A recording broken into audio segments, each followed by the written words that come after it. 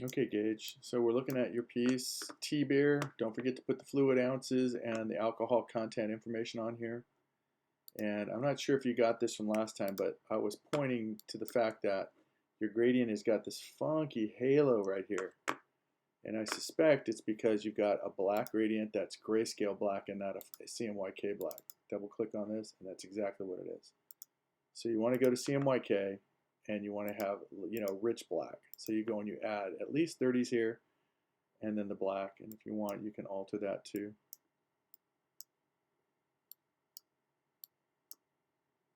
Okay, that's going to get rid of that hazy halo. Again, it's 4 colors, C, M, Y, and K, trying to blend to single black, a grayscale black, and so it becomes muddy. All right, we don't need white. You could possibly just get away with doing this. Shift key and tinting this. No, that doesn't do what we want. It's actually changing it too much. Undo. Wow, it's not going to let me undo that, huh? Okay, dragging a copy out there, double click, make it white. Okay, so we got the color fixed. What is up with his ear? Okay, I don't understand what's going on. I don't know how you're approaching this.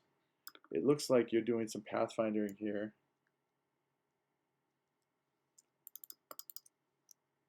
Okay, Control Z. So I don't know what the significance, if this is symbolism that you're trying to come up with here in terms of the gradient, the halo around the gradient on the stroke. But again, this is broke, and that adds kind of a, yeah, I'm not sure how you're doing this, but that just kind of seems random. This looks like a teardrop. Is that supposed to be a teardrop? Golden teardrop? Okay, so warm colors come forward, cold colors sit back. So this person here is getting distracting. You're distracting with this warm band of color on the outside. I almost want to tone that down to maybe the blue, but it depends on who this character is. And I mean, this is starting to look like a little bit of a Rastafari kind of colorization. So I don't know how to help you with this in terms of symbolism, because I really don't know what you're going for. But maybe you want to explore the possibility of alternative stroke styles. So if you go to your brushes, you might want to go to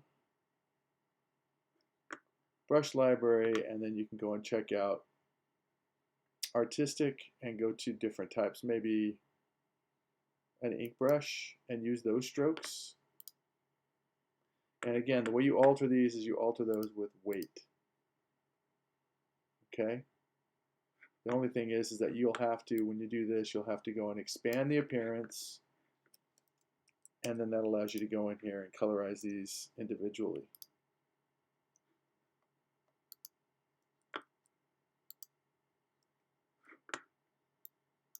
So I'm dragging the stroke color in here, it should work, and then getting rid of the stroke.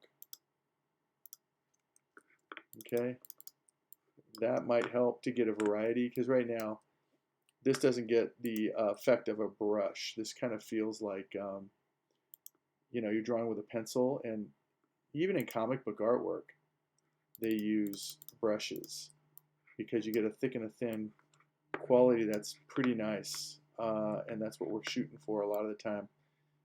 Expand the appearance. Let's go and see what this looks like as this coloration. You see how you can start to get some more dynamicism here?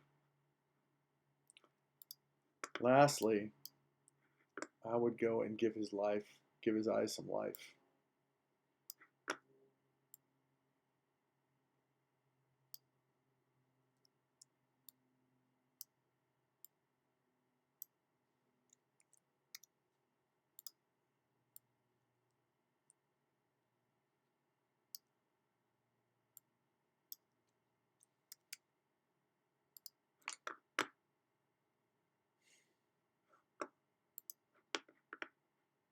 Pathfinder, cut the top. Okay.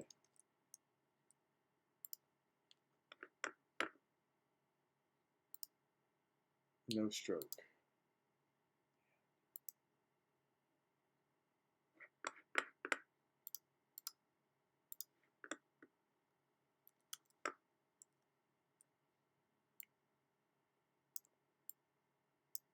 Pupil.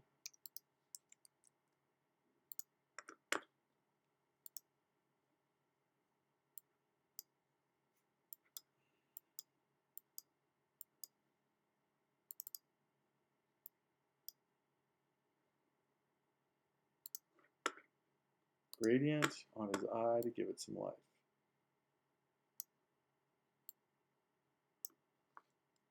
And lastly, just a little dot of white.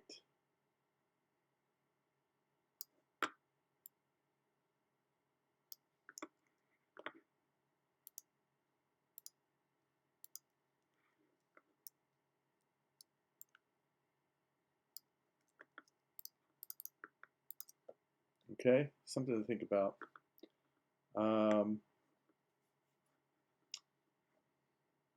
If you're going for like lighthearted stars, these are lighthearted. If you want to get intense and serious stars, you hit the Alt and the Shift. Oh, dreadful. Once. 5-pointed star. And then hit the Shift key when you make it. Wow, this is jacked up. I don't know how to get this back. I wish I could get it to default again. Let's go the middle of your 3 and let's go 6. Ooh. Okay, that's kind of close to what we're looking for. There you go. That's what I'm looking for. It's Command Option Shift to get a Sirius star. And that's through the association of every country that uses stars on their flag or on their military emblems. This is the kind of star that they use. This is kind of like a happy-go-lucky star. It's kind of light. This is kind of intense. So it depends on what you're doing and which you choose to go with, okay? Again, oh, one other thing is that I actually broke your leaf down, your feather, and the black feathers on here, it kind of looked like ink blots. It didn't really read like feathers to me. So I thought about doing this, and I'm going to make a custom.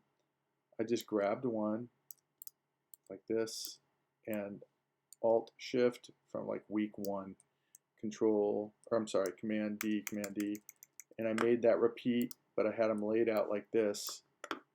Then I'll drag and drop this onto the brushes palette.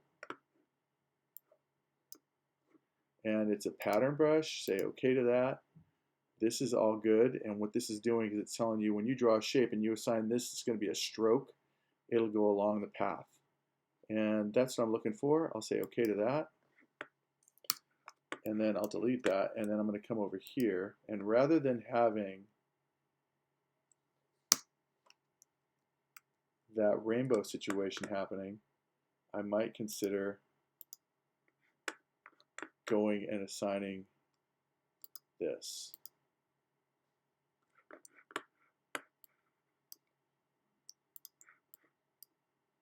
Why isn't it let me zoom in? And maybe this goes on top. And then you reduce it a little bit down. And now you got this leaf texture going around the edge.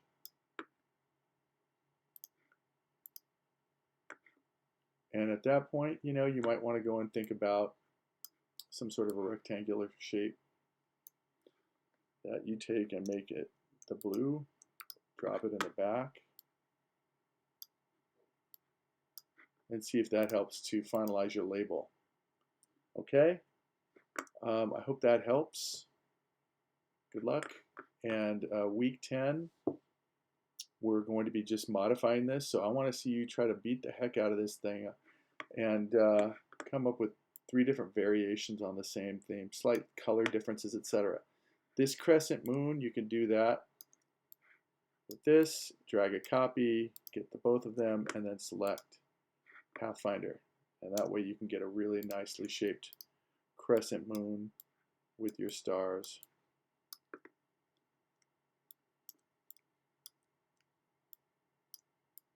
And let's not forget rule of odds versus even numbers. So 5s and 3s and 1.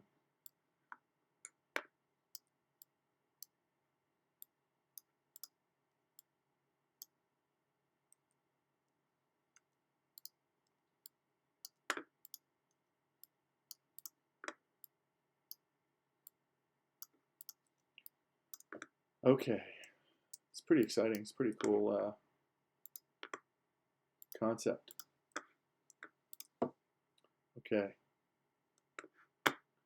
Oh, and if you want to avoid your type defaulting like this to the, usually it's Myriad, you want to go and make sure that you create outlines. So if I drag this over here and I want to make sure that I'm able to see it and my client's able to see it, I'll go to type, and then you can create outlines on this so that you lose the need to have the type assigned and saved into this file, okay?